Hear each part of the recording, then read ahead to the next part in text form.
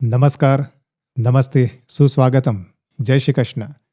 પધારેલ એવા નાના નાના બાળકોના માતા પિતા પણ પધાર્યા છે અને કેટલાક મારા ભાઈઓ અને બહેનો અને સાથે કેટલાક મારા મિત્રો પણ પધાર્યા છે. તો સ્કૂલ કિડ્સ આ ક્લાસની અંદર હું કિશોર પટેલ હાર્દિક સ્વાગત કરું છું તમામનું. ખૂબ ખૂબ ધન્યવાદ.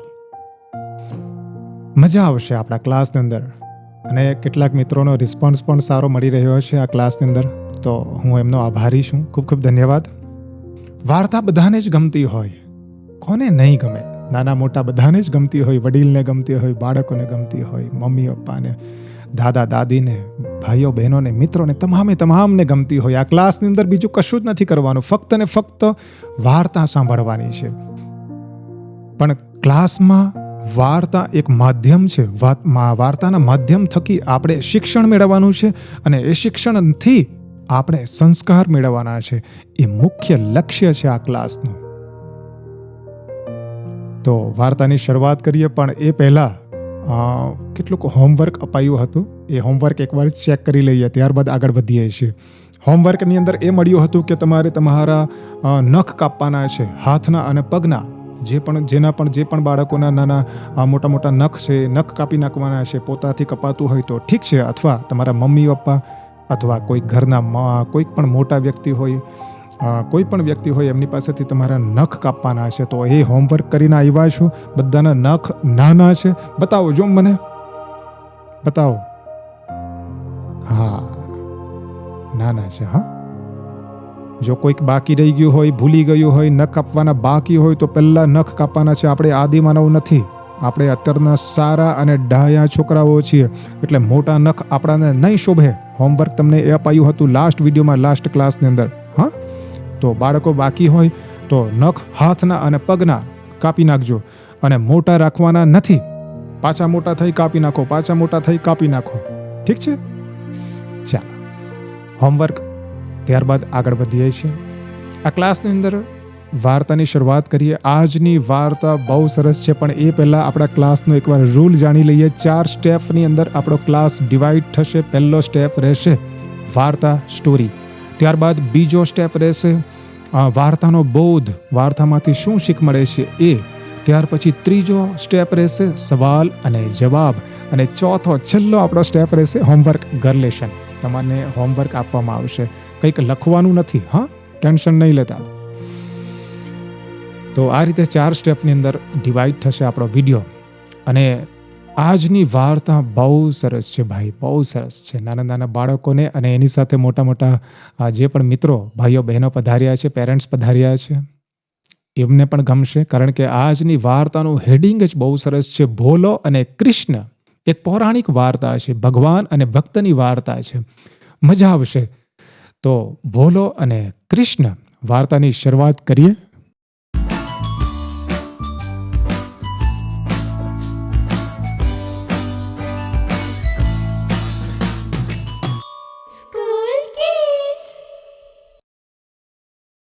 પૌરાણિક યુગની આ વાર્તા છે. એક ગામની અંદર ભોલો કરીને એક છોકરો હતો. ભોલાની ઉંમર લગભગ 18-19 વર્ષ હશે, નાનો છે હજુ. એક ભોલો પહેલેથી જ કૃષ્ણ ભગવાનનો ભક્ત હતો.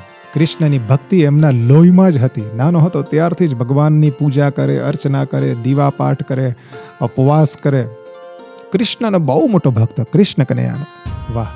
અને ઘરની અંદર મા અને દીકરા 2 જણા છે. એમની મા છે અને ભોલો, 2 જણા છે. મુઠ્ઠીભર નાની સરખી થોડી ખેતી છે, ગામ છે એટલે ખેતી છે. એ ખેતીમાં પોતે કામ કરીને, બંને જણા કામ કરીને ઘરનું ગુજરાન ચાલ્યા કરે. કામ કરતા પણ કૃષ્ણની ભક્તિ, રાધે રાધે રાધે, મનમાં રટણ કરતો હોય ભોલો. વાહ. તો એક દિવસ શ્રાવણ મહિનો આવે છે. શ્રાવણ મહિનો ક્યારે આવે છે? ચોમાસામાં. હા, બરાબર ધ્યાન આપજો. વર્ષા ઋતુમાં ચોમાસામાં શ્રાવણ મહિનો આવે છે. શ્રાવણ મહિનો મહાદેવનો મહિનો છે. અને આ શ્રાવણ મહિનાની અંદર જન્માષ્ટમી આવે છે. જન્માષ્ટમી એટલે કૃષ્ણનો જન્મોત્સવ, જન્મ દિવસ, બર્થડે આપણે કહીએ. રાઈટ? બર્થડે બધાને જ ગમતી હોય. તમારી પણ બર્થડે આવતી હોય તો તમને મજા આવે. હા, કે મારો જન્મદિવસ છે, મારી બર્થડે છે, એટલે એન્જોય કરે અને સેલિબ્રેટ કરે. મજા કરે. અત્યારના યુગની અંદર, હાલના યુગની અંદર બર્થડેની વાત કરીએ તો બધા જ પાર્ટીઓ રાખે છે, એન્જોય કરે છે, સેલિબ્રેટ કરે છે અને ઘણો બધો ખર્ચો કરી નાખે છે. પણ એક વસ્તુ સિક્કાની બે બાજુ તરફ જોઈએ તો મને વિચાર આવે છે કે આપણાને જે આયુષ્ય મળ્યું છે, મનુષ્યનું આયુષ્ય 100 વર્ષનું છે. હા, એ અલગ વાત છે કે આપણે 100 વર્ષ સુધી પહોંચી શકતા નથી, કારણ કે હવે હવામાન અને ખોરાક અને રીતભાત એ પ્રકારની છે. પણ મનુષ્યનું આયુષ્ય ભગવાને 100 વર્ષનું આપ્યું છે. તો 100 વર્ષનું આયુષ્યમાંથી 1 વર્ષ ઘટી જાય એટલે આપણો જન્મદિવસ. જે દિવસે આપણે જન્મદિવસ ઉજવીએ છીએ, સેલિબ્રેટ કરીએ છીએ, એમની ઉજવણી કરીએ છીએ, ત્યારે સમજવાનું કે આપણો જીવનનું 1 વર્ષ ઓછું થઈ ગયું છે. દુઃખની વાત છે, દુઃખની વાત છે, નિરાશાની વાત છે. પણ આપણે દુઃખ ક્યાં? આપણે તો હર્ષ ઉલ્લાસ કરીએ છીએ, આપણે તો પાર્ટી કરીએ છીએ અને બર્થડેને ઉજવીએ છીએ. આ સિક્કાની બીજી બાજુ છે. પણ બીજી બાજુ હું ધ્યાન નથી આપતો, હું પણ ધ્યાન નહીં આપીશ. સિક્કાની એક જ બાજુ ધ્યાન આપીશ, જન્મદિવસ નિમિત્તે. એનું કારણ એ છે કે આ ક્લાસની અંદર, એટલે કે આપણા સ્કૂલ કિડ્સ ક્લાસની અંદર દુઃખની વાત આવશે નહીં. દુઃખ એટલે નેગેટિવિટી, નેગેટિવિટીની વાત આવશે જ નહીં. હંમેશા માટે પોઝિટિવ રહેવાનું. ભલે જીવનની અંદર 1 વર્ષ ઓછું થઈ જાય અથવા 5 વર્ષ ઓછું થઈ જાય, પણ જ્યારે બાળકની બર્થડે આવે છે, જન્મદિવસ આવે છે, ત્યારે નાની સરખી ઉજવણી કરો. આ મારો અભિપ્રાય છે અથવા મારી ઈચ્છા છે. અને એ દિવસે દુઃખ વ્યક્ત નહીં કરો. ભલે જીવનનું 1 વર્ષ ઓછું થઈ ગયું, એ બધું ટેન્શન નહીં લો, પણ જીવનની અંદર ખુશી મેળવવાની છે, જીવનમાં આનંદ મેળવવાનો છે. ઘણી બધી વ્યક્તિ નાની નાની વાતો લઈને દુઃખ અનુભવે અને દુઃખી થઈ જતી હોય, નિરાશ થઈ જતી હોય, હતાશામાં ઉતરી જાય છે, ડિપ્રેશનમાં આવી જાય છે. આ સ્કૂલ કિડ્સ ક્લાસની અંદર કોઈ પણ દિવસ નેગેટિવિટીની વાત જ નહીં આવશે. હંમેશા માટે ખુશ રહો, હંમેશા માટે જાગૃત રહો, હેપી રહો, ખુશ રહો, આનંદિત રહો. બસ એ જ વાત આવશે. જન્મદિવસ જ્યારે તમારો આવે છે ત્યારે ઉજવણી કરો. પણ હું તમને એક સલાહ આપીશ કે જ્યારે પણ તમારો જન્મદિવસ આવે છે ત્યારે ઉજવણી તમારી કેપેસિટી પ્રમાણે, તમારી પરિસ્થિતિ પ્રમાણે કરો. ખોટો ખર્ચ નહીં. દેખાવોની અંદર તો હું પણ માનતો નથી. આપણી પરિસ્થિતિ ખરાબ હોય અને આપણે કદાચ ધારવા કરતાં વધારે ખર્ચો આ જન્મદિવસની અંદર કરી નાખીએ, એ યોગ્ય નથી. અને કોઈકે શું કર્યું છે એ જોવાનું પણ મહત્વ નથી. કોઈકની કોપી પણ કરવાની નથી. પેલા એ વધારે સેલિબ્રેટ કર્યું હતું, ખર્ચો આટલો બધો કર્યો હતો, લાવને હું પણ કરું. પણ ના, એ દેખાવાની અંદર તો હું પણ નથી માનતો. પણ નાનું સરખું ઉજવણી કરો. મારા પેરેન્ટ્સ, મારા ભાઈઓ અને બહેનો, બાળકોના માતા પિતા આવ્યા છે, એમને પણ મારી ખાસ ભલામણ છે કે તમારા બાળકોની જ્યારે પણ બર્થડે આવે છે, જન્મદિવસ આવે છે, ત્યારે નાની સરખી ઉજવણી કરો. વધારે ખર્ચો નહીં કરો. 500 ગ્રામ નાની સરખી કેક લાવો તમે અને કેકનું કટિંગ કરો. અને વધારે વ્યક્તિઓને નહીં બોલાવો. એમના તમારા બાળકના જે પણ ફ્રેન્ડ્સ છે, નાના નાના બાળકો, એમને બોલાવો. અને ઘરમાં કંઈક બટાકા પૌવા અથવા આપણા ગુજરાતી લોકો છીએ એટલે ઢોકળા કે કંઈ પણ વસ્તુ બનાવી શકાય. ગરમ ગરમ બાળકોને નાસ્તો આપો, એક કેક આપો અને સેલિબ્રેટ કરો. વર્ષની અંદર 1 વાર જન્મદિવસ આવે છે એટલે દરેક બાળકને ઉત્સાહ હોય. અરે બાળકને તો શું, આપણાને ઉત્સાહ હોય. હા, વડીલને પણ ઉત્સાહ હોય. કોઈક 70 કે 80 વર્ષનો કોઈક વડીલ હોય, કોઈ વૃદ્ધ વ્યક્તિ હોય, એમની પણ જ્યારે બર્થડે આવે છે ત્યારે એમને પણ આનંદ થાય. તો નાના બાળકને કેમ નહીં? આખા વર્ષ દરમિયાન આપણે ઘણો બધો એવો ખર્ચો ગમે તે કરી નાખતા હોઈએ અને પૈસાનો વ્યય કરતા હોય. એ પૈસાનો બચાવ કરો અને જન્મદિવસ જ્યારે તમારા બાળકનો આવે છે ત્યારે નાનું સરખું સેલિબ્રેશન કરો ઘરમાં. એ બાળકને બહુ ઉત્સાહ થશે. અરે જન્મદિવસ આવવાને કેટલાક દિવસ પહેલાથી જ બાળકની અંદર ઉત્સાહ આવી જશે કે ના, મારો જન્મદિવસ આવે છે, મારી બર્થડે આવે છે. એને કેટલો ઉમંગ હોય. અને તમે નાની સરખી કેક લાવો, થોડું ઘણું નાસ્તો લાવો અને એમના જે પણ ફ્રેન્ડ સર્કલ છે, બાળકો છે, એમને બોલાવો છો, નાનું સરખું એન્જોય કરો છો, તો એ તમારા બાળકને કેટલો આનંદ થશે, કેટલો આનંદ થશે. ભલે જીવનમાં 2 વર્ષ ઘટી ગયા, 1 વર્ષ ઘટી ગયા, છોડો ને એમને. જીવનમાં ખુશ રહો, હેપી રહો. અને જેટલું તમે ખુશ રહેશો ને તેટલું વધારે લાંબુ આયુષ્ય તમે જીવશો. ફરીથી કહું છું કે સ્કૂલ કિડ્સ અંદર દુઃખની અને નેગેટિવિટીની વાત આવશે નહીં. ખુશ રહેવાનું. તો પેરેન્ટ્સ, મારા ભાઈઓ અને બહેનોને રિક્વેસ્ટ વિનંતી ફરીથી એકવાર કરું છે કે તમારા બાળકોનો જન્મદિવસ ઉજવો, નાનું સરખું ઉજવણી કરો, પરંતુ કરો. ઠીક છે? તો આપણે વાર્તાને સાઈડ પર મૂકી દીધી હતી. ફરીથી પાછા આપણે વાર્તા તરફ આવીએ છીએ. વાર્તા એ મહત્વનું છે, આપણા સ્કૂલ કિડ્સ ક્લાસનું મહત્વનું ભાગ છે વાર્તા. તો ભોલો, હા, ચોમાસું ઋતુ આવે છે, વર્ષા ઋતુ આવે છે, અને વર્ષા ઋતુની અંદર કૃષ્ણ કન્યાનો જન્મદિવસ જન્માષ્ટમી આવે છે. એટલે જન્માષ્ટમીના દિવસે ભોલો પોતાની મા પાસે આવે છે અને માને સવારની પોરમાં જ રજૂઆત કરી નાખે છે કે મા, મારે કૃષ્ણ જન્મોત્સવમાં જવું છે. જોજો, હા, કૃષ્ણ જન્મોત્સવ, જન્મ વત્તા ઉત્સવ એટલે કે જન્મોત્સવ, સંધિ છૂટી પાડો, જન્મ વત્તા ઉત્સવ, જન્મોત્સવ, એને આપણે બર્થડે કહીએ છીએ. તો ભોલાએ કહ્યું કે મા, મારે કૃષ્ણ જન્મોત્સવમાં જવું છે. તો મા કહે કે આપણા ગામની અંદર તો કૃષ્ણ ભગવાનનું મંદિર જ નથી.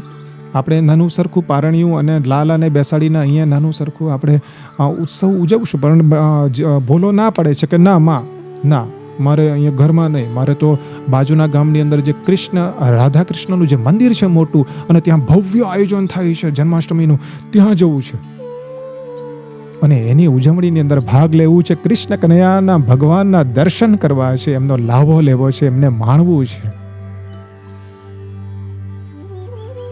દરેકને ખબર છે કે કૃષ્ણ કનૈયાની બર્થ જન્માષ્ટમીના રાતના 12 વાગે એમનો જન્મ થાય છે અને આપણા સંપૂર્ણ ભારતની અંદર કૃષ્ણ કનૈયાની બર્થડે ઉજવાય છે. પણ રાત્રિના સમયગાળા દરમિયાન આ ભોલાને, એટલે કે 17-18 વર્ષનો નાનો દીકરો છે, એમને બાજુના ગામમાં એકલો કેવી રીતે મોકલી શકાય? એટલે માને ફિકર થઈ. માએ ભોલાને કહ્યું કે ના, ત્યાં સુધી નહીં જવાશે, અને ચોમાસુની ઋતુ છે, નદી નાળા ભર્યા હશે અને વરસાદ પડશે, અને તું એકલો અંધારામાં પાછો રાતના ક્યારે આવશે ને કેવી રીતના જશે ને કેવી રીતે આવશે? પણ ભોલો પણ બરાબર જિદ્દી કહે છે કે માને કે ના, મારી સાથે તો કૃષ્ણ ભગવાન, મને કંઈ નહીં થાય, હું તો કૃષ્ણ કનૈયાનો ભક્ત છું, મને કશું નહીં થશે. અને આમ જીદ કરીને બેસે છે. ના, મારે જવું જ છે, જન્મોત્સવમાં જવું જ છે. મા પાસે જીદ કરે છે. નાના બાળક હોય ને બરાબર જીદ કરે. ભોલો એમના સ્વભાવ પ્રમાણેનો છે. ભોલો એટલે કે ભોળો સ્વભાવવાળો વ્યક્તિ છે, ડાયો છે, ચતુર નથી. ચતુર અને હોશિયાર માણસ તો ભગવાનને પણ સ્કીમ આપે નહીં, અને ભગવાન સાથે પણ ગેમ રમી નાખે. પણ આવા ડાયા માણસો સમાજની અંદર બહુ ઓછા છે, અને આવા ડાયા વ્યક્તિઓ જે પણ ભગવાનની ભક્તિ કરે છે, ભગવાનને બહુ ગમે છે. આવી વ્યક્તિઓ બહુ ગમે છે. ભોળી વ્યક્તિઓ ગમે છે. સ્વાર્થ વૃત્તિ નહીં હોવી જોઈએ. ભગવાનની ભક્તિમાં સ્વાર્થતા કોઈ જગ્યાએ નહીં હોવી જોઈએ. સ્વાર્થ આવે એટલે ભગવાન તમારાથી દૂર. આપણે મંદિર પાસે જઈએ છીએ, મંદિરમાં જઈએ છીએ, પૂજા પાઠ કરીએ છીએ અને ભગવાનને કહીએ કે ભગવાન, મારી પાસે આ નથી, મને આ આપો, મને આ આપો, આ આપો, આટલું મોટું લાંબુ લિસ્ટ મૂકી દઈએ છીએ. એ સ્વાર્થ વૃત્તિ છે. ભગવાન પાસે માંગવા માટે જઈએ છીએ, ભગવાનની ભક્તિ કરવા માટે નથી. અરે, તમારી નિસ્વાર્થ ભક્તિ હોય તો ભગવાન પાસે માંગવાની જરૂર નથી. તમારે કંઈક ભગવાનને આપવાનું છે. પ્રેમની અંદર માંગવાનું નથી, પ્રેમમાં આપવાનું છે. એને પ્રેમ કહેવાય, નિસ્વાર્થ પ્રેમ. ભોલાનો સ્વભાવ આ જ પ્રકારનો હતો. એમણે કહ્યું માને કે મારી સાથે કૃષ્ણ કનૈયા છે, મને કશું નહીં થશે, મારે જવું જ છે, મને મોકલાવો, મને પરમિશન આપો, મને રજા મંજૂરી આપો. બાળકની જીદ આગળ કોનું ચાલે? સ્ત્રી હઠ અને બાળ હઠ. માએ બરાબર વિચાર કર્યો અને કૃષ્ણ કનૈયાને મનોમન પ્રાર્થના કરી કે હું મારા દીકરાને તમારા જન્મોત્સવની અંદર મોકલાવું છું, એમની રક્ષા કરજો. આમ કરીને પછી માએ કહ્યું કે ઠીક છે, જઈ આવજે. ભોલો ખુશ. માએ પરમિશન આપી દીધી. કૃષ્ણ જન્મોત્સવમાં બહુ ઈચ્છા હતી, કેટલા દિવસથી મનમાં એવી તાલાવેલી હતી, એટલે ખુશ થઈ ગયા. સંધ્યા, સાંજનો સમય થાય છે. ભોલો બાજુના ગામની અંદર રાધે કૃષ્ણનું મંદિર છે, જે સૌથી મોટું, અને ત્યાં ભવ્ય ઉજવણી થાય છે જન્માષ્ટમીની. ત્યાં જવા માટે નીકળી જાય છે. ઝરમરિયો વરસાદ ચાલુ છે. એ જમાનાની અંદર કંઈક વાહનો નહીં હતા. અત્યારે તો કશે પણ જવું હોય, આપણે સોસાયટીમાં પણ જવું હોય કે મોહલ્લાથી મોહલ્લામાં પણ જવું હોય તો મોટરસાઇકલ લઈને જઈએ છીએ. પહેલાના યુગની અંદર લોકો ચાલતા જતા હતા, દૂર દૂર સુધી ચાલતા જતા હતા. સાયકલ પણ નહોતી. એ જમાનાનો આ સમય છે. એટલે ભોલો ચાલતો પેદલ નીકળે છે. બે ગામને જોડતી એક નદી છે. એ નદીની ઉપર લાકડાનો પુલ છે. બહુ જૂનો જમાનો છે એટલે કોન્ક્રીટનો અને પાકો પુલ નથી, લાકડાનો પુલ છે. એ નદીના એ પુલ પરથી ભોલો ધીમે ધીમે ધીમે કરીને બાજુના ગામમાં જન્મોત્સવમાં જઈ રહ્યો છે. અને ધીમો ધીમો ઝરમરિયો વરસાદ ચાલે છે. તમે નોટ કર્યું હશે કે જન્માષ્ટમી જ્યારે પણ હોય છે ત્યારે વરસાદ પડે ને પડે ને પડે જ. દર વર્ષે જન્માષ્ટમી જ્યારે પણ હોય છે ત્યારે વરસાદ પડતો હોય. તે દિવસે પણ વરસાદ ધીમે ધીમે ઝરમરિયો પડી રહ્યો છે. ભોલો બાજુના ગામની અંદર પહોંચે છે. રાધા કૃષ્ણના મંદિરની અંદર જ્યાં જન્માષ્ટમીનો ભવ્ય ઉત્સવ થઈ રહ્યો છે. લગભગ રાત્રે 7-8 વાગ્યાની આસપાસ ભોલો ત્યાં પહોંચે છે. એટલે ભજન કીર્તનને સપ્તાહ ત્યાં ચાલી રહી હતી. ભગવાન કૃષ્ણના ભજનો ચાલી રહ્યા હતા. ભોલો ત્યાં જોડાઈ જાય છે, ખુશ છે, એમની ઈચ્છા પૂરી થઈ છે. અને મંદિરમાં બેસે છે અને સામે ભગવાન છે, કૃષ્ણ કનૈયા, રાધે અને કૃષ્ણ. પડદો કર્યો છે કારણ કે રાત્રે 12 વાગે જન્મ થવાનો છે હવે કૃષ્ણનો. રાત્રે 10 કે 11 વાગે છે. બહાર મંદિરની બહાર હવે વરસાદ ધીમે ધીમે ધીમે કરીને વધી રહ્યો છે. પણ વરસાદમાં કોનું ધ્યાન? ભોલાનું ધ્યાન તો પહેલા પોતાના ઈષ્ટદેવ કૃષ્ણ કનૈયાની અંદર. અને બધા ભાવથી, પ્રેમથી કૃષ્ણ કનૈયાની ભક્તિની અંદર જોડાયા છે. એના ભજન કીર્તનની અંદર જોડાયા છે. ઢોલ નગારા વાગી રહ્યા છે, કીર્તન વાગી રહ્યા છે, મંજીરા વાગી રહ્યા છે, તંબુરાના તાલે બરાબર ઝૂમી રહ્યા છે લોકો. પેલું આપણું ગુજરાતીનું આ ભજન છે ને કે તાળી પાડો તો મારા શ્યામની રે, બીજી તાળી ના હોય રે. વાતો કરો તો મારા શ્યામની રે, બીજી વાતો ના હોય રે. એવા કૃષ્ણ કનૈયાના ભજનો ત્યાં રજૂ થઈ રહ્યા હતા. ભોલાને બહુ મજા આવી હતી. એમનું ધ્યાન કશું નહીં હતું, બસ ભગવાનની ભક્તિની અંદર. ભોલાએ પણ કેટલાક ભજનો રજૂ કર્યા, ઝીલતો પણ હતો અને મજા આવી એમને. ભજન કીર્તન થયા. બરાબર રાત્રે 12 વાગે છે એટલે કૃષ્ણ કનૈયાનો જન્મ થાય છે. પડદો ખુલે છે અને બધા દર્શન કરે છે. અને બધા જ ત્યાં પોતા પોકારી રહ્યા છે કે નંદ ઘેર આનંદ ભયો, જય કનૈયા લાલ કી, હાથી ઘોડા પાલ કી, જય કનૈયા લાલ.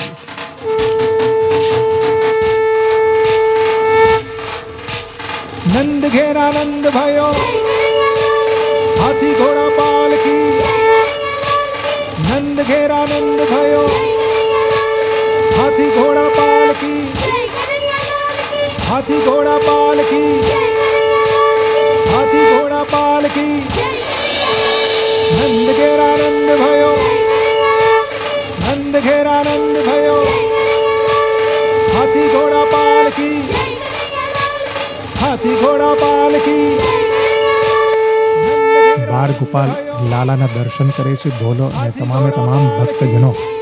બધા જ તૃપ્ત થાય છે. ભોલો પણ તૃપ્ત થાય છે ભક્તિથી, દર્શનથી. બરાબર 12 વાગ્યા પછી ભગવાનની આરતી થાય છે. આરતી થયા બાદ ભગવાનનો પ્રસાદ અને થાળ ધરાવાય છે. એક તરફ ભગવાનની આરતી અને થાળ ચાલી રહ્યો છે અને મંદિરની બહાર વરસાદ હવે ધીમે ધીમે ધીમે ધીમે કરીને વધી રહ્યો છે. તો ભગવાનની પ્રસાદ ભોલો લે છે અને ભજન કીર્તન હજુ કન્ટિન્યુઅસ ચાલુ જ છે અંદર. ભગવાનના દર્શન કરીને ભોલો તૃપ્ત થાય છે, પ્રાર્થના કરે છે અને કશું નથી માંગતો. પોતાના ઈષ્ટદેવના ચરણોમાં ફક્ત ને ફક્ત માથું નમાવે છે અને દર્શન કરે છે. કંઈક માંગતો નથી. હવે જન્મોત્સવ પૂરો થાય છે. લગભગ 12:30-1 વાગ્યો છે. રાત્રિનો સમયગાળો છે. એટલે હવે ભોલો ત્યાંથી પોતાના ઘરે જવા માટે તૈયાર થાય છે. ત્યારે ગામના એટલે કે એ ગામના કેટલાક વ્યક્તિઓએ ભોલાને કહ્યું કે તું બાજુના ગામમાંથી આવ્યો છે તો વરસાદની સિઝન છે, વરસાદ પણ ચાલી રહ્યો છે અને રાત્રિનો સમય છે તો તું એક કામ કર, અહીંયા રોકાઈ જા મારે ત્યાં અને કાલે સવારે જજે. પણ ભોલો ના પડે કે ના ભાઈ, મારે જવું જ પડશે, કેમ કે મારી મા એકલી છે અને મારી મા રાહ જોતી હશે, મારે જવું જ પડશે. બધાએ બહુ સમજાવ્યો પણ જીદ અને કહ્યું કે સારું જા, પણ સાચવીને જજે, કારણ કે વરસાદ છે, રાત્રિનો સમય છે અને તું કંઈક બી તો નહીં જાય ને, ડરી તો નહીં જાય ને? તો ભોલો કહે કે ના ભાઈ, મારી સાથે કંઈક નહીં થાય, તમે ચિંતા ફિકર નહીં કરો, મને કશું નહીં થાય, મારી સાથે તો કૃષ્ણ કનૈયા છે. બસ આ એક જ વાત કરે, મારી સાથે તો કૃષ્ણ કનૈયા છે. ભોલો ત્યાંથી નીકળે છે મંદિરેથી, બાજુના ગામમાંથી પોતાના ઘરે આવવા માટે. વરસાદ હવે થોડો વધ્યો છે, રાત્રિનો અંધકાર છે, લગભગ 1 વાગ્યાનો સમય છે.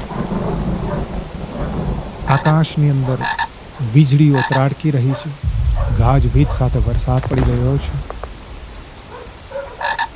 અંધકાર ચારે બાજુ છવાયો છે અને ભોલો ધીમે ધીમે પગલે પોતાના ઘરે જઈ રહ્યો છે. ધીમે ધીમે કરીને ભોલો પેલા 2 ગામને જોડતી જે નદી છે એ નદીની નજીક, નદીની પાસે આવે છે. હવે એ નદી પર એક લાકડાનો પુલ છે. એ લાકડાના પુલ પર જવા માટે ભોલો ત્યાં ઊભો રહે છે, કારણ કે નદીની અંદર હવે પૂર આવ્યા છે. વરસાદ એટલો બધો નથી થયો, પણ આજુબાજુના વિસ્તારની અંદર એટલો બધો વરસાદ વરસી ચૂક્યો હતો કે એ બધું પાણી નદીમાં વહી રહ્યું હતું. એટલે નદીમાં પૂર આવી ગયા હતા અને એ પૂરના પાણીની અંદર કેટલાક વૃક્ષ, કેટલાક લાકડાઓ પણ તણાઈને જઈ રહ્યા હતા. એટલે એ ભયાનક દ્રશ્ય જોઈને ભોલો થોડોક ચોંકી ગયો, થોડોક ડરી ગયો. નાનો છે ને, હજુ 17, 18, 19 વર્ષની આસપાસ એમની ઉંમર છે. તો ભીખ જેવી રહી ગઈ કે પુલ પરથી હું પાસ થઈશ, કંઈક થઈ તો નહીં ને, ગભરાટ થાય છે. પણ ભલે, મારી સાથે તો કૃષ્ણ કનૈયા છે.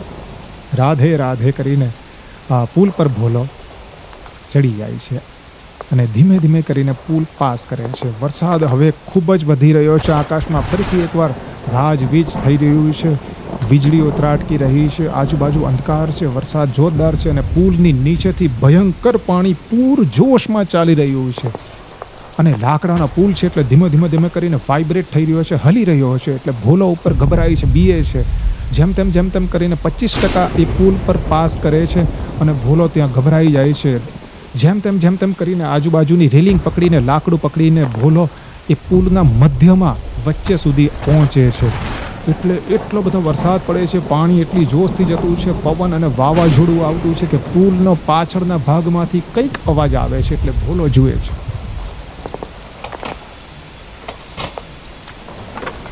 તો પુલનો સાઈડ પરનો લાકડાનો ભાગ તૂટીને પાણીની અંદર વહી ગયો છે. પુલમાંથી ધીમે ધીમે કરીને અવાજ આવે છે, લાકડાનો અવાજ. અને ભોલો ત્યાં ગભરાય છે, મનમાં રાધે રાધે રાધે રાધે રાધે ભગવાનનું નામ છે.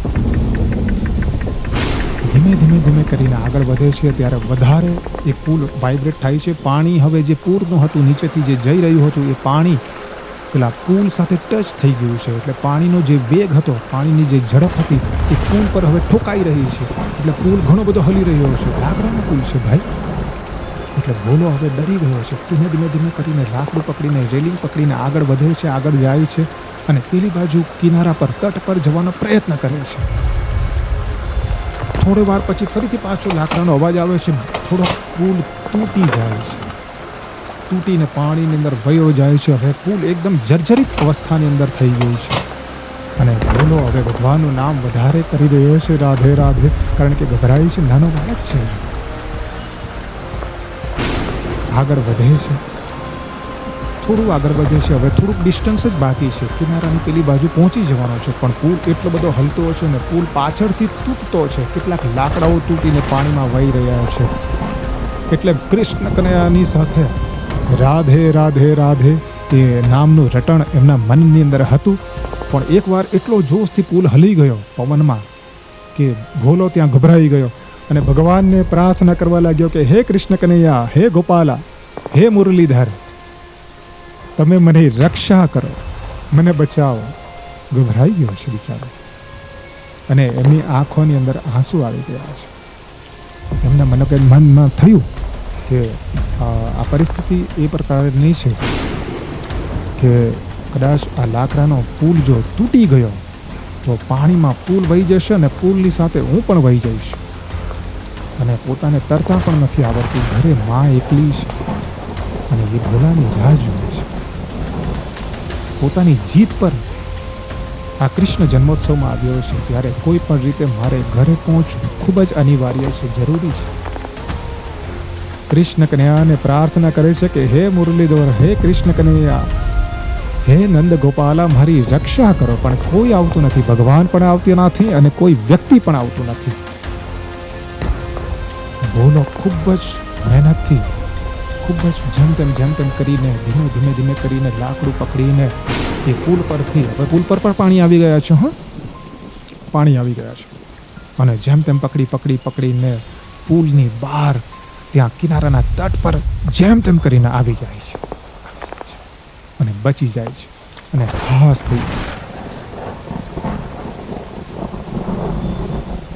મનમાં દુઃખ હતું કે ભગવાનને આટલી બધી પ્રાર્થના કરી પણ ભગવાન આવ્યા નહીં કોઈ વ્યક્તિ આવ્યું. વ્યક્તિ તો છોડો, પણ મારે તો કૃષ્ણ કનૈયા, મને તો કંઈ નહીં થાય, મારી સાથે તો કૃષ્ણ કનૈયા, તો મારી સાથે ક્યાં છે કૃષ્ણ કનૈયા? મને તો કોઈ બચાવવા માટે આવ્યું જ નથી, કૃષ્ણ કનૈયા તો આવ્યા જ નથી.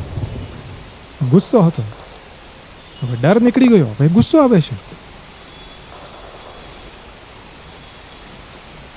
કિનારા પર પહોંચે છે અને એમની નજર કિનારા બાજુના ભાગમાં આમ જાય છે તો વિકરાળ સ્વરૂપે કૃષ્ણ કનૈયા ત્યાં ઊભા છે. વાહ!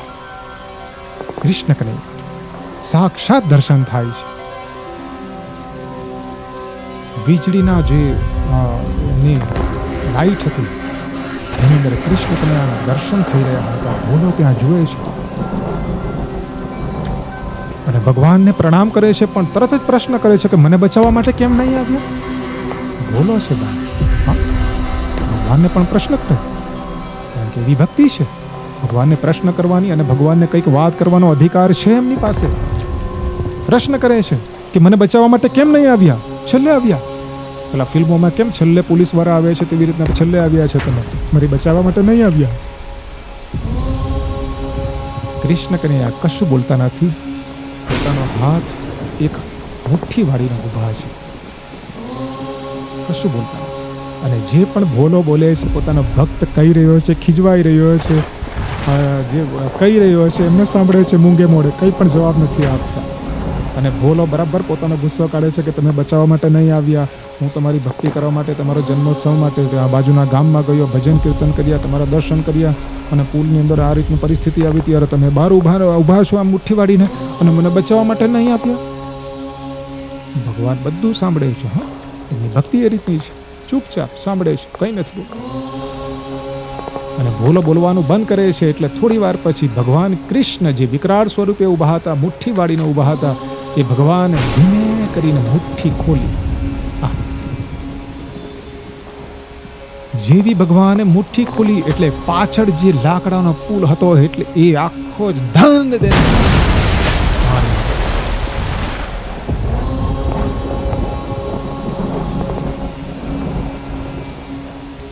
આખો જ પુલ વયા ગયો.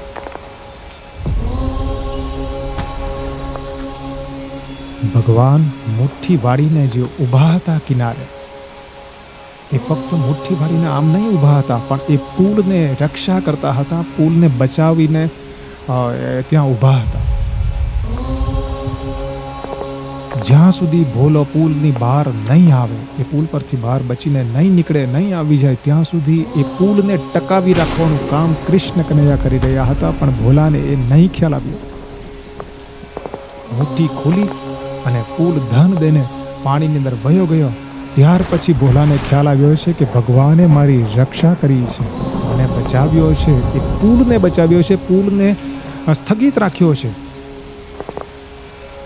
ત્યારે ભોલાની આંખમાં આંસુ આવી જાય છે અને ભગવાનને નતમસ્તક પ્રણામ કરે છે. રાધે રાધે, મારી સાથે તો કૃષ્ણ કનૈયા છે, આમ કહે છે. અને ભગવાન દર્શન આપીને અંતર ધ્યાન થઈ જાય છે. ભોલો હવે ખુશ છે, હવે ડર નથી, બીક નથી દુર્ઘટનાનો. એટલે ખુશ થઈને ભગવાનના દર્શન પણ કર્યા છે અને બચી પણ ગયો છે દુર્ઘટનાથી. એટલે ખુશ થઈને દોડતો પોતાના ઘરે જાય છે, પોતાના ગામની અંદર જાય છે અને જોશથી દરવાજો ખોલે, ખખડાવે છે બહાર. અને માં જોશથી બૂમ પાડે છે. લગભગ રાત્રિના 1:30 વાગ્યા હતા, 1:30-2 વાગ્યા હતા. અને માં દરવાજો ખોલે છે અંદરથી અને ભોલો અંદર જાય છે અને ભોલો માને તરત જ આમ કરીને વળગી જાય છે, ભેટી પડે છે અને એકદમ ખુશ છે અને માને કહે છે કે માં, મેં કૃષ્ણ કનૈયાના દર્શન કર્યા છે, કૃષ્ણ કનૈયાના દર્શન કર્યા છે, સાક્ષાત દર્શન કર્યા છે. માના મગજમાં એવું કે આ બાજુના જ ગામની અંદર મંદિરની અંદર જન્માષ્ટમી નિમિત્તે કૃષ્ણ કનૈયાનો જે જન્મોત્સવ હતો ત્યાં ગયો હતો, મંદિરમાં મૂર્તિના દર્શન કર્યા છે એટલે ખુશ થઈ ગયો છે. પણ ના, મૂર્તિના દર્શન નહીં, પણ ભોલાએ તો સાક્ષાત કૃષ્ણ કનૈયાના મુરલીધરના દર્શન કર્યા હતા. એ ભોલાને જ ખબર હતી. આમ હેપી એન્ડિંગ સાથે આ વાર્તાનો અંત આવે છે. જય શ્રી કૃષ્ણ, જય મુરલીધર. ચાલો, અને હવે આપણા ક્લાસનો દ્વિતીય રાઉન્ડ, વાર્તાનો બોધ. વાર્તામાંથી શું શીખ મળે છે, વાર્તાનો બોધને જાણીએ. પણ એ પહેલાં એક સલાહ અને સૂચન કરવી છે તમને દરેકને, નાના બાળકોને અને એમના પધારેલ માતા પિતાને પણ. સોશિયલ મીડિયા પર આપણે ઘણીવાર જોયું છે કે વર્ષા ઋતુની સિઝન હોય, ચોમાસું બેઠું હોય અને નદી નાળા ઉભરાતા હોય, પૂર આવ્યા હોય, ત્યારે આપણે કોઈક જગ્યાએ જતા હોય, કોઈક ટ્રાવેલિંગ કરતા હોઈએ, મુસાફરી કરતા હોઈએ અને કોઈક નદી નાળું આવે છે તો એના પરથી પાણી જતું હોય એ પુલ પરથી, ત્યારે આપણે એના પર જઈએ છીએ અને પુલ ક્રોસ કરવાનો એટલે કે એ પાણીને ક્રોસ કરવાનો પ્રયત્ન કરીએ છીએ. ઘણીવાર ગાડી લઈને જઈએ છીએ અને ગાડી સાથે આપણે એ પુલ પરથી પુલ ક્રોસ કરવાનો પ્રયત્ન કરીએ છીએ અને દુર્ઘટના બને છે. ઘણીવાર જોયું છે કે એવી ગાડીઓ પણ એ પાણીના વેગની સાથે નદીમાં વહી જાય છે. કેટલાક વ્યક્તિઓ આવી રીતના ડૂબી જાય છે. તો મારી સલાહ સૂચન એ છે કે જ્યારે પણ તમે મુસાફરીએ ગયા હોય, કશે ગયા હોય, કોઈક નદી આવે છે, નદી પરથી પાણી જતું હોય, નદી અથવા કોઈ પુલ પરથી કે કોઈ પુલિયું પરથી, કોઈ નાનું સરખું પુલિયું હોય એના પરથી પાણી જતું હોય, તો ત્યાં તમારે જવાનું નથી, એને ક્રોસ કરવાનું નથી, એને પાર કરવાનું નથી. એ પુલ અને એ પુલના જે એ રસ્તો છે એના વિશેનો તમને અનુભવ નથી. એ પાણી કેટલું ઊંડું છે, પાણીનો કેટલો વેગ છે એ તમને ખબર નથી. અને આપણે સાહસ કરી બેસીએ છીએ કે ના, આપણને કંઈ નહીં થાય, આપણે પેલી બાજુ જઈએ અને પેલી બાજુ જવાનો પ્રયત્ન કરીએ અને દુર્ઘટનામાં સપડાઈ જઈએ છીએ. સાહસી વ્યક્તિ મનુષ્ય છે. મનુષ્ય એક સામાજિક પ્રાણી છે અને સાહસી વ્યક્તિ છે, પણ સાહસ અમુક જગ્યા પર જ કરવાનો. ખોટી જગ્યા પર સાહસ કરવું એટલે કાયરતા છે, મૂર્ખતા છે. તો ફરીથી એકવાર, કશે પણ ગયા હોય, નાના બાળકો અને વડીલો ખાસ ધ્યાન આપજો, પેરેન્ટ્સ, કશે પણ ગયા હોય, નદી નાળા ઉપર, પુલિયા પર પાણી ભરાયું હોય, ત્યારે એ આપણે એમને આ ગાડી સાથે અથવા આપણે પોતે એ ક્રોસ કરવાનો પ્રયત્ન નહીં કરીશું. ઠીક છે?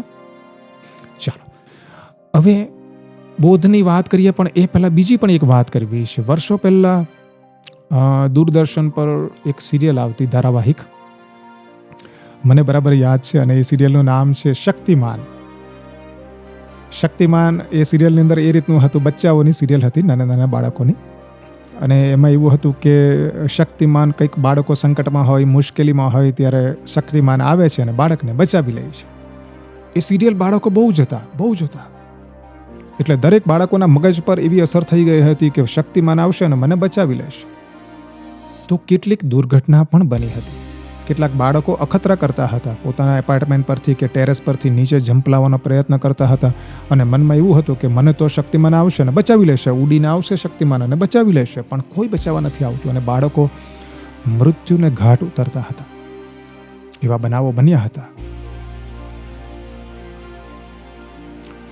આ વાર્તાની અંદર ભગવાન કિનારા પર ઊભા છે, મુઠ્ઠી વાળીને ઊભા છે. ભોલો પુલના મધ્યમાં છે. ભોલો પ્રાર્થના કરે છે ભગવાનને, પણ ભગવાન આવતા નથી, ભગવાન બચાવતા નથી. ભગવાન કિનારા પર ઊભા છે, આવે છે પણ કિનારા પર ઊભા છે, મુઠ્ઠી વાળી છે, પુલની રક્ષા કરી રહ્યા છે. ઘણીવાર મનમાં એવો વિચાર આવે છે કે આપણે આટલી બધી ભક્તિ કરી રહ્યા છીએ એટલે ભગવાન આપણાને કશું નહીં થવા દેશે. પણ ભગવાન તમારી રક્ષા માટે એની ટાઈમ ઊભા છે, અડીખમ ઊભા છે, પણ ભગવાનની જે રક્ષા કરવાની પદ્ધતિ જે છે, જે મેથડ છે, તે અલગ છે ભાઈ. આપણે નહીં સમજી શકીએ. એમની મેથડ પરોક્ષ રીતે એટલે કે ઇનડાયરેક્ટની મેથડ છે, પ્રત્યક્ષ રૂપે નહીં. ભોલો બ્રિજની વચ્ચે છે, મધ્યમાં છે, તો એમને ભગવાન કૃષ્ણ ત્યાં આવીને એમને ઉચકીને બેઠા કિનારા પર લઈ લેતા નથી. પુલના મધ્યમાંથી બહાર કિનારા સુધી પહોંચવાનું અને મહેનત કરવાનું કામ ભોલાનું છે. મહેનત કરવી જ પડશે. તમને ઉંચકી લેશે નહીં. શક્તિમાન નથી ભગવાન. તમને બચાવવા માટે નહીં આવશે. તમારે મહેનત કરવી પડશે. એક ઉદાહરણથી સમજાવું. પરીક્ષા છે, તમે ભક્તિભાવ કરતા છો, સવાર સાંજ પૂજા ભક્તિ કરતા હશો, ભગવાનનું નામ લેતા હશો અને ભગવાનને એક પ્રાર્થના કરી દો કે અત્યારે પરીક્ષા આવતી છે અને ભગવાન મારે 70-80% લાવજો, આ સબ્જેક્ટની અંદર આટલા માર્ક્સ લાવજો અને મને ફર્સ્ટ નંબર લાવજો, સેકન્ડ નંબર લાવજો, આમ કરીને પ્રાર્થના કરો અને વાંચો નહીં અને જુઓ રિઝલ્ટ શું આવે છે તે.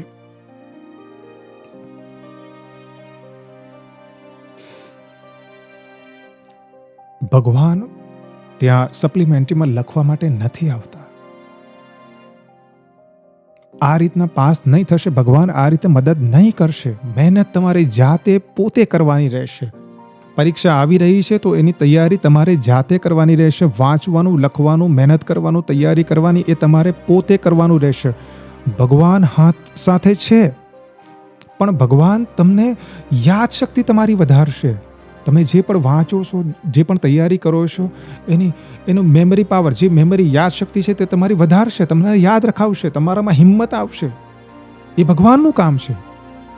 તમે પરીક્ષા આપવા માટે જઈ રહ્યા છો તો રસ્તે કોઈ અકસ્માત નહીં થાય એની બચાવવાની કામ એ ભગવાનનું છે.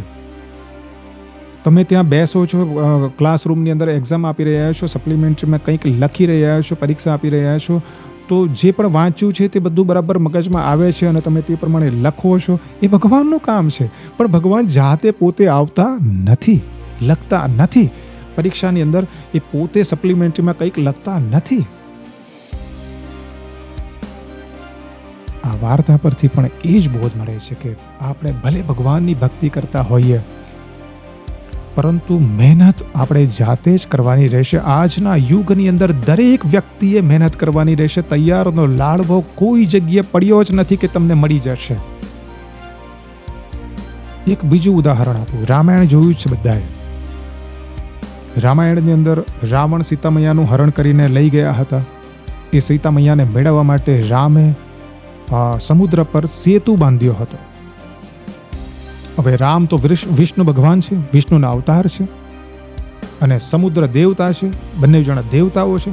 છતાં પણ સમુદ્ર દેવતાએ રામને આ કિનારા પરથી પેલા લંકાના કિનારા તરફ ઊંચકીને મૂક્યા નહીં, અથવા પોતે આ જે સુગ્રીવની સેના હતી એમને ઊંચકીને મૂક્યા નહીં. રામની સેનાએ પુલ બનાવ્યો, મહેનત કરી, અને એ મહેનત કર્યા પછી એ પુલ પરથી પગપાળા ચાલીને પછી રાવણના લંકામાં ત્યાં પહોંચે છે. સમુદ્ર દેવતા મદદ કરે છે, પણ કઈ રીતની મદદ કે એ જે ઉપર જે સેતુ બને છે પથ્થરોનો, એ સેતુને સાચવવાનું કામ નીચે સમુદ્ર દેવતા કરી રહ્યા હતા. માનો કે અહીંયાથી સેતુ જઈ રહ્યો છે, પુલ જઈ રહ્યો છે, તો એને સાચવવાનું કામ સમુદ્ર દેવતાનું છે. તો સમુદ્ર દેવતા એ પુલને સાચવતા હતા. ભગવાનનું કામ ઇનડાયરેક્ટલી છે, પ્રત્યક્ષ નથી, પરોક્ષ રીતે છે. એ ઇનડાયરેક્ટલી કામ કરશે. તમને નહીં ખ્યાલ આવશે ઘણી વાર. અને આપણે ઘણીવાર કહીએ છીએ કે યાર ભગવાન આપણી મદદ નથી કરતા. પણ તમે ભક્તિ કરતા હોય, ભગવાનની પૂજા પાઠ કરતા હોય, તો હંમેશા માટે તમારી મદદ કરવા માટે એવો ઊભા જ રહેશે. તમારા ઋણી છે એવો. પણ ભગવાનનું કામ પ્રત્યક્ષ રૂપે નહીં, પરોક્ષ રીતે. અને આપણે ઈચ્છા શેની ધરાવીએ છીએ? પ્રત્યક્ષ રૂપે, કે ડાયરેક્ટલી ભગવાન આપણી મદદ કરે, ડાયરેક્ટલી ભગવાન મદદ કરે. નહીં કરશે ભાઈ, નહીં કરશે. કોઈ ભગવાન મદદ નહીં કરશે. ભગવાન તમારી પ્રત્યક્ષ રીતે નહીં, પણ પરોક્ષ રીતે તમારી મદદ કરશે. ભોલાની પણ એ જ રીતે મદદ કરે છે. અને છેલ્લે ખ્યાલ આવે છે, આપણાને પણ એવું જ થાય છે. ઘણીવાર ભગવાનને આપણે ખીજવાઈ જઈએ છીએ, બોલીએ છીએ, અને પછી ખ્યાલ આવે છે કે ના, એ અમારી જ ભૂલ હતી, ભગવાને તો અમુક મદદ કરી હતી. તો વાર્તામાંથી આ બોધ મળે છે. હવે આપણા ક્લાસનો તૃતીય રાઉન્ડ, સવાલ અને જવાબ, શરૂઆત કરીએ. બધાને વાર્તા બરાબર મનમાં યાદ રહી છે અને ગમી વાર્તા? બધાને મજા આવી? ચાલો. અને હવે પ્રશ્ન પહેલો, બધાએ બાળકોએ જવાબ આપવાનો છે. જન્માષ્ટમી ક્યારે આવે છે? પહેલો પ્રશ્ન બહુ સામાન્ય સવાલ છે ભાઈ. ગુડ. જન્માષ્ટમી ચોમાસામાં આવે છે અને શ્રાવણ મહિનામાં આવે છે. બીજો પ્રશ્ન, ભોલો પોતાની મા પાસે ક્યાં જવા માટે જીદ કરતો હતો? બીજો પ્રશ્ન, જવાબ તમારે આપવાનો છે હવે. ગુડ. ભોલો પોતાની મા પાસે એ જીદ કરતો હતો કે બાજુના ગામની અંદર કૃષ્ણ જન્મોત્સવ ઉજવાઈ રહ્યો છે, રાધે કૃષ્ણ મંદિરની અંદર. તો એ જન્મોત્સવને માણવા માટે, ત્યાં જવા માટે અને એ કૃષ્ણ ભગવાનના દર્શન કરવા માટે પોતાની મા પાસે જીદ કરી રહ્યો હતો. આગળનો પ્રશ્ન, ભોલો જ્યારે પુલ પર પહોંચે છે ત્યારે બીને ડરીને કોને યાદ કરે છે? બહુ સામાન્ય સવાલ છે. ગુડ. ભોલો જ્યારે ડરી જાય છે પુલ પર ત્યારે પોતાના આરાધ્ય દેવ, પોતાના ઈષ્ટદેવ કૃષ્ણ કનૈયાને યાદ કરે છે અને પુકારે છે, બોલાવે છે કે હે કૃષ્ણ કનૈયા, મારી રક્ષા કરો. ભગવાન, આગળનો પ્રશ્ન, કઈ રીતે મદદ કરે છે પોતાના ભક્તને?